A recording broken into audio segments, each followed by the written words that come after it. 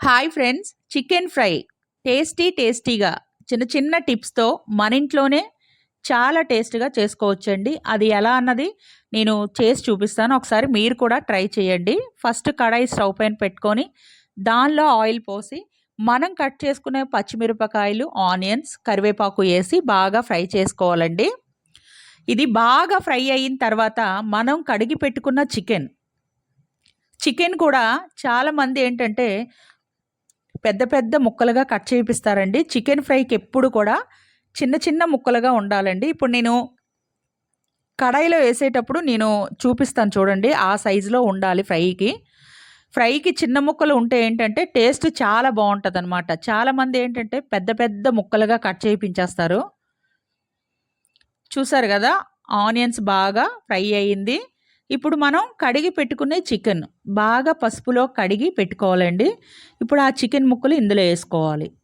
చూసారు కదా, ముక్కలు ఏ సైజులో ఉన్నాయో ఆ సైజులో కొట్టించాలన్నమాట. ఎప్పుడైనా సరే ఫ్రైకి చికెన్ ముక్కలు చిన్న సైజులో కట్ చేయించుకోవాలండి. ఇలా కట్ చేయించుకుంటే టేస్ట్ చాలా బాగుంటుంది అన్నమాట ఫ్రైకి. ఇప్పుడు ఇది ఆయిల్లో బాగా ఫ్రై అవ్వాలి. చికెన్ లోపల ఉన్న వాటర్ బయటకు వచ్చి ఆ వాటర్ ఇంకిపోయి ఆయిల్లో బాగా ఫ్రై అవుతూ ఉండాలండి. ఇది ఎంత ఫ్రై చేస్తే అంత టేస్ట్ వస్తుంది అనమాట చికెన్ ఫ్రైకి. ఎప్పుడైనా స్టవ్ లో ఫ్లేమ్లో పెట్టుకోవాలండి. కంపల్సరీగా మూత పెట్టుకోవాలండి.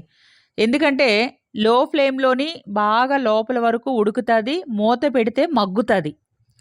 కంపల్సరీగా నాన్ వెజ్ వండేటప్పుడు చాలామంది హైలో పెట్టి వంట చేసేస్తుంటారండి, తొందరగా అయిపోద్దని. కానీ అంత టేస్ట్ రాదు. ఎప్పుడైనా సరే లో ఫ్లేమ్లో పెట్టుకోవాలి, మూత పెట్టుకోవాలి కంపల్సరీగా. అప్పుడు ఏమవుతుందంటే చికెన్ మగ్గుతుంది బాగా. తర్వాత ఆయిల్లో బాగా ఫ్రై అవుతుంది కాబట్టి నాన్ వెజ్ స్మెల్ రాదనమాట. చూసారు కదా వాటర్ ఎలా వస్తుందో. ఈ వాటర్ మొత్తం ఇంకిపోవాలన్నమాట.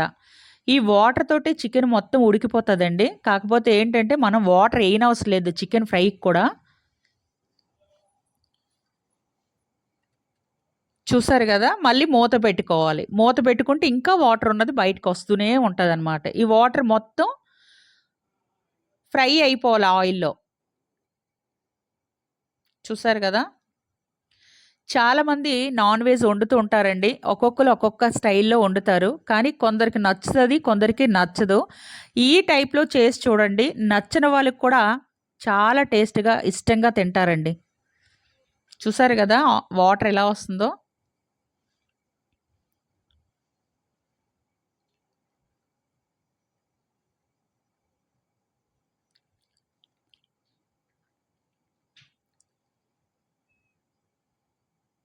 ఇప్పుడు ఇందులో 2 టేబుల్ స్పూన్ పసుపు. స్పూన్ చాలా చిన్నగా ఉంది కాబట్టి నేను 2 వేస్తున్నానండి. తర్వాత ఉప్పు, తగినంత ఉప్పు. కర్రీని బట్టి సాల్ట్ వేసుకోవాలి. దానిలో కారం, స్పైసీ చికెన్ ఫ్రై కాబట్టి కారం కొంచెం ఎక్కువ వేసుకోవాలండి. చూసారు కదా, ఇప్పుడు ఇది ఆయిల్లో బాగా ఫ్రై అవ్వాలన్నమాట. ముక్కకి ఉప్పు కారం బాగా పట్టాలన్నమాట. ఇప్పుడు ఇది ఆయిల్లో బాగా ఫ్రై చేస్తే ముక్క ఇంకా టేస్ట్ ఉంటుంది.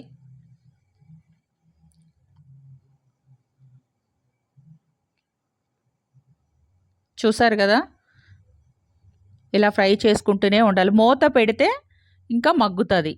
దాంట్లోపల ఉప్పు కారం పసుపు బాగా వెళ్తుంది అన్నమాట.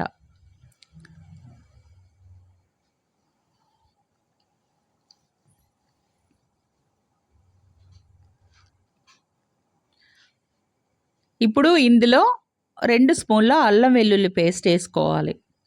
ఇప్పుడు ఈ అల్లం వెల్లుల్లి పేస్ట్ కూడా దీనికి బాగా పట్టినంత వరకు, పచ్చి వాసన పోయినంత వరకు బాగా ఫ్రై చేసుకోవాలి.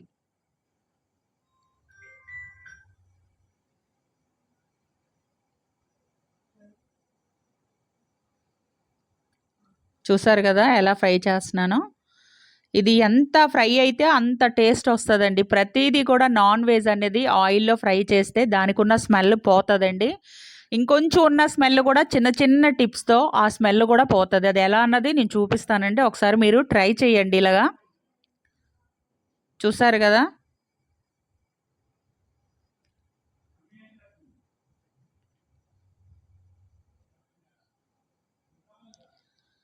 దీనిపైన మూత పెట్టుకోవాలి. మూత పెట్టుకుంటే ఏంటంటే బాగా మసాలా ముక్కకి మగ్గుతదనమాట. చూసారు గదా!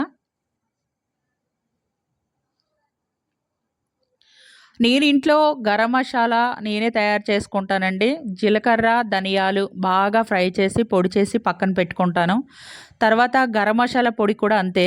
చూసారు గదా! ఇది జీలకర్ర, ధనియాల పొడి 2 స్పూన్‌లేసానండి. గరం మసాలా పొడి కూడా నేను ఇంట్లో తయారు చేసుకుంటానండి. అది ఫ్రై చేసి పొడి చేస్తాను నేను. ఇది ఒక 2 స్పూన్లు గరం మసాలా. అంటే చిన్న స్పూన్లు గాబట్టి నేను 2 స్పూన్‌లేసానండి. ఇప్పుడు నాన్ వెజ్ స్మెల్ పోవడానికి ఒక నిమ్మ చెక్క పిండుకోవాలండి. స్మెల్ అనేది రాదనమాట ఫ్రైలో కూడా. చూసారు గదా!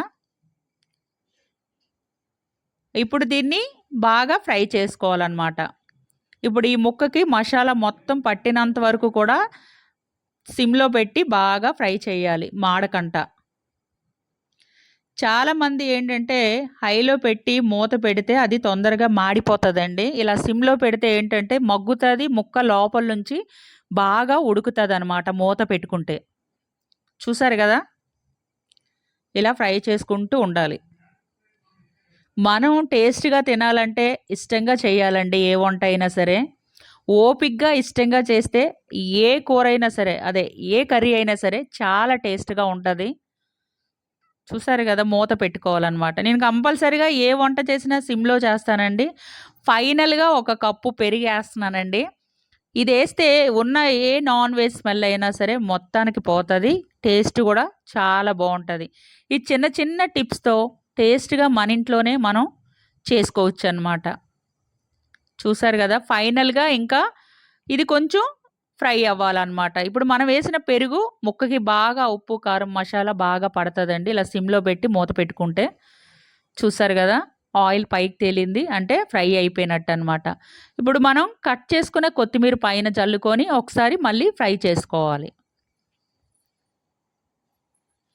ఇది వేడి వేడి చపాతీకి గానీ, వేడి వేడి రైస్‌కి గానీ, బిర్యానీ, వెజిటబుల్ బిర్యానీకి గానీ దేనికైనా సరే చాలా టేస్ట్‌గా ఉంటదండి. మనం ఉట్టి నోటిన తిన్నా సరే చాలా టేస్ట్ ఉంటది. ఒకసారి మీరు కూడా ట్రై చేయండి. ట్రై చేసి నాకు కామెంట్‌లో చెప్పండి.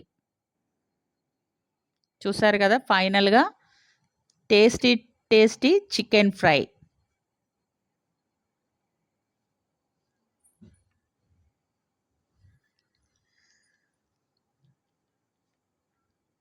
ఫైనల్‌గా చికెన్ ఫ్రై అయిపోయిందండి. మీరు కూడా మీ ఇంట్లో ట్రై చేయండి. Tasty, tasty chicken fry.